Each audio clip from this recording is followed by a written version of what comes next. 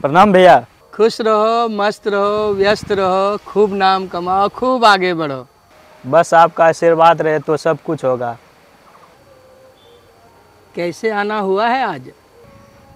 अरे तनु बोल रही थी कि आम का चटनी खाना है, सोचा कि मैं आपसे आम ले लूं। आम अब पक रहा है और तुम आम का चटनी खोजने आए हो।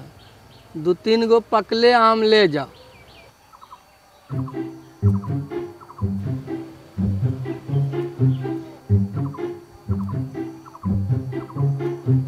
आम ही लेने आए थे या कुछ और काम था?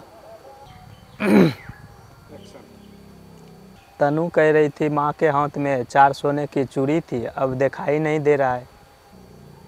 देखो, इस बारे में ना या तो तुम्हारी बीवी तन्नू को पता होगा या मेरी बीवी चांदनी को, और नहीं तो सिर्फ माँ जानती होगी।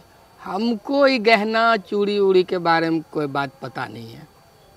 दरअसल भैया, तनु ने आप दोनों के मैरिज एनिवर्सरी में भाभी को पहने देखा था, शायद माँ को लौटाना भूल गई होगी।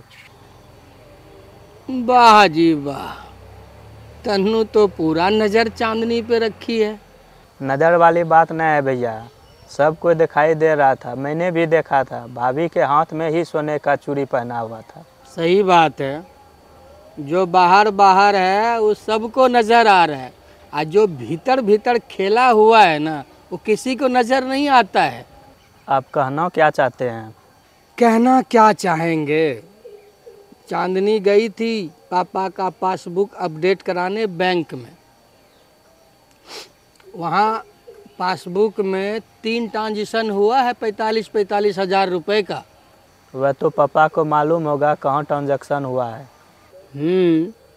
पापा ही बोले हैं कि 3 बार तुम्हारे अकाउंट में उन्होंने पैसे भेजे हैं।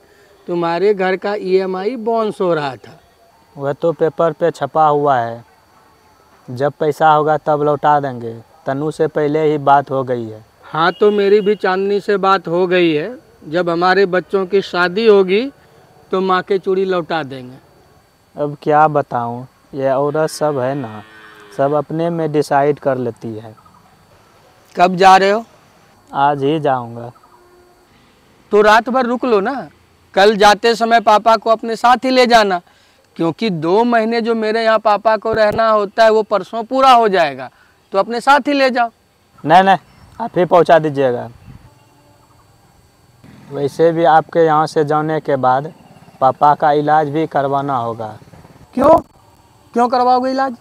पता नहीं आप क्या खिलाते हैं। आपके यहाँ से आने के बाद पेट खराब, हर वक्त पेट खराब होते रहता है।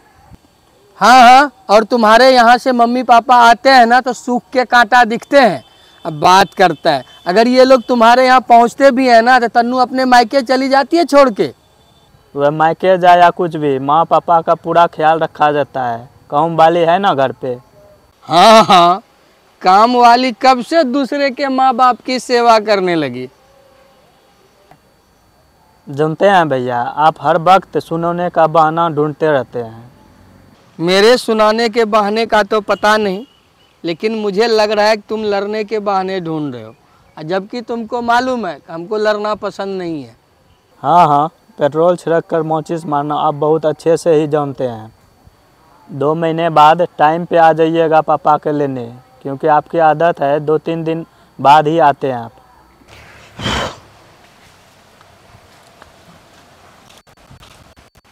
तुम आम लेने आए थे ना चटनी बनाने के लिए?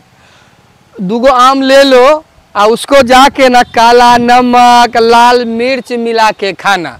आज उसको मिक्सी में नहीं पीसना, सिलबट्टे में दे चोट करके बनाना, तब ज़्यादा स्वाद आएगा। जितना चोट लगता है ना उतना मज़ा आता है ना। लगता है आम गिरा है, अब कोई क्या ही करे। जब आम के पेड़ के फल में कीड़े लग जाए। कीड़े तो लग ही गए हैं, कोई बड़ा कोई छोटा। एक पिता अपने 4 पुत्रों को एक साथ रखकर परवरिश कर लेता है, लेकिन 4 पुत्र अपने एक माता पिता को नहीं रख पा रहे हैं।